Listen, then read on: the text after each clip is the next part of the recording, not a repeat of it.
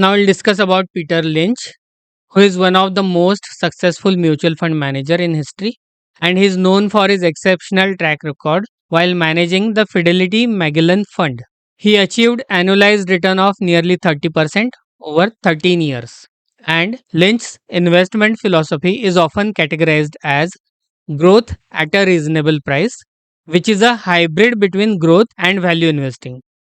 He believed in buying stocks of growth companies at a fair price rather than paying too much for growth or buying deeply undervalued stocks without growth prospects. As per his investment philosophy, Peter Lynch advocated for investing in companies which show strong growth potential but are still reasonably priced relative to their earnings and future growth. He famously encouraged investors to buy what you know, stressing the importance of investing in businesses and industries which are familiar to you. Lynch's approach was rooted in bottom up stock picking, where individual company performance was more important than macroeconomic factors or market predictions. The key concepts from Peter Lynch are GARP, or growth at reasonable price.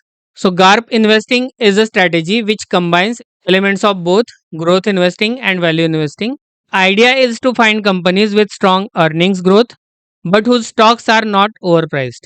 Essentially, you want to buy growth stocks without paying too much. The balance between growth and value stocks is identified, unlike pure growth investors who are willing to pay high prices for companies with rapid growth. GARP investors like Lynch look for balance between companies' growth and its price. They avoid overpaying for high growth companies, which can lead to losses if the growth slows. Lynch popularized the use of PEG, that is price divided by earnings to growth, which is PEG ratio, to identify GARP stocks. The PEG ratio companies the PEG ratio compares companies' PE ratio with its earnings growth rate.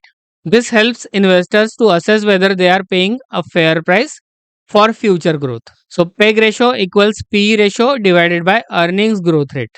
PEG ratio below 1 is considered ideal as it indicates that stock is undervalued relative to its growth potential. Takeaway from here is when investing in growth companies, don't just look on growth alone.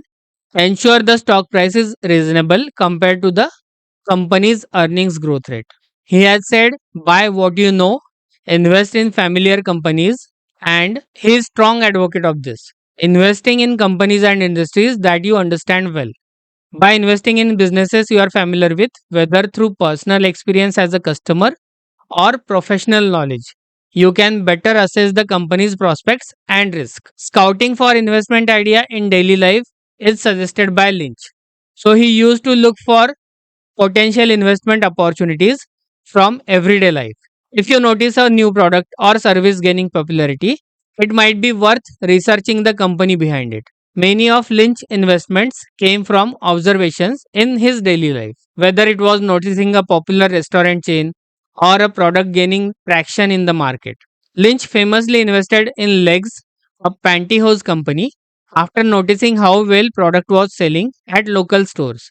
Similarly, his investment in Dunkin' Donuts came from observing its popularity firsthand. So, takeaway here is look around in your daily life for investment opportunities and consider investing in companies whose products or services you know and believe in those products. This is very important aspect of Lynch. He categorized companies into six distinct types, each company with its own characteristics and risk. Understanding where a company fits in these categories can help investors set realistic expectations for growth and risk. So, these six categories are slow growers, stalwarts, fast growers, cyclicals, turnarounds, and asset plays. What is meaning of slow growers? These are mature companies with steady but slow earnings growth, which is 2 to 4% per year. These are typically dividend paying companies and offer stability but limited upside. For example, utility companies, established manufacturers, they have slow growth. Then there are stalwarts like large cap, well established companies with moderate or consistent earning growth, which is approximately 10 to 12% per year. These are defensive stocks that can provide steady returns in good or bad conditions. For example, Procter and Gamble, Coca-Cola, these are stalwarts. Then there are fast growers, small to medium sized companies with rapid growth potential, which often increases earnings at 20 to 30% per year. These stocks can provide high returns but come with higher risk. For example, early stage tech companies, innovative customer brands, they can run fast or they can go to zero. Then there are cyclicals. These are companies whose earnings are tied to the business cycle. So they can experience booms and bust as economic conditions change. Investing in cyclicals requires timing the market cycle correctly. For example, automakers, steel manufacturers, airline stocks, they are cyclicals. Then there are turnaround stories. There will be troubled companies which are restructuring or recovering from significant losses. These are high risk investments but can offer substantial rewards if turnaround is successful. For example, those companies who are emerging from bankruptcy or those who are coming out after major management changes. And then there are asset plays. This is sixth category. In this, companies that own valuable assets like real estate, patents, natural resources that are not fully reflected in their stock prices. So these stocks can be overlooked by market but may unlock their value over time. For example, land rich companies, undervalued mining firms, they come in asset plays. So takeaway here is understand the type of stock you are investing in and adjust your expectations accordingly. Each category requires a different investment approach and a risk tolerance. Now, what is importance of earnings growth? He used to focus on earnings because Lynch believed that a company's earnings growth was one of the most important drivers of stock price appreciation. He stressed on importance of understanding a company's earning potential and how quickly it could grow over time. Consistent growth is preferable because these companies with consistent growth and predictable earnings grow in a better manner.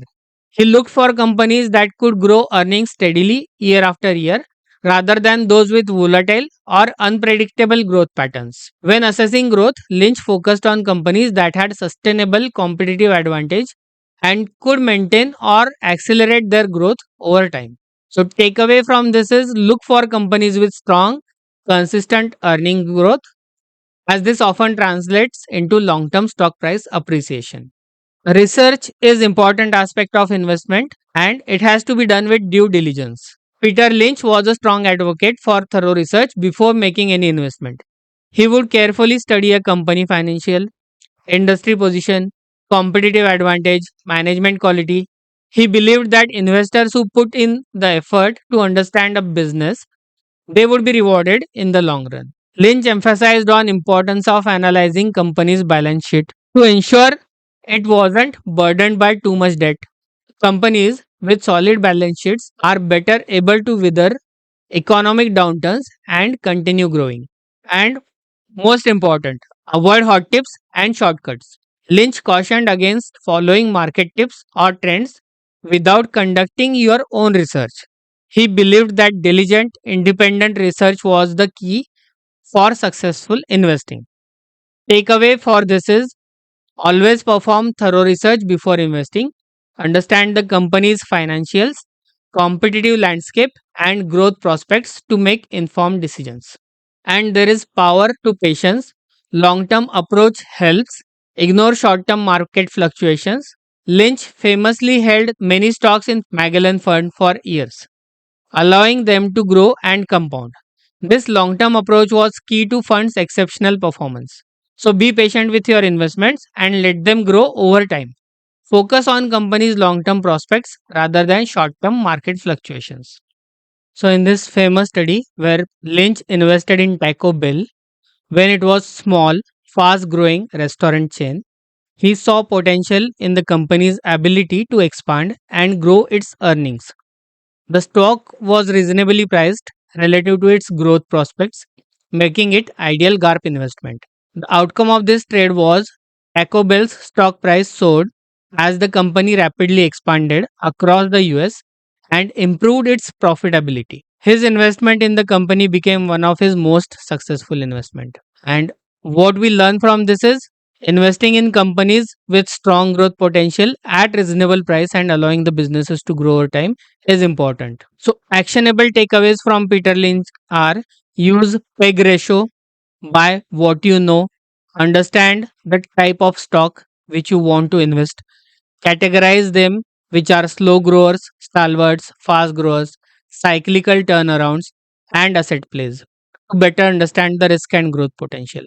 Focus on earnings growth, perform thorough research, and be patient. Peter Lynch's GAP approach, blending growth and value investing, offers a powerful strategy for investors seeking high returns without overpaying for growth. His focus on thorough research, understanding the business you invest in, and being patient over long term remains a timeless investment philosophy. By applying Lynch's principle, investors can identify high potential companies and achieve sustainable growth in their portfolios. This is in contrast to the strategy used by Mark Minervini or Dan Zanger, who want to pay higher price for fast growth. This is key difference, but these people had individual accounts and Peter Lynch was managing big funds.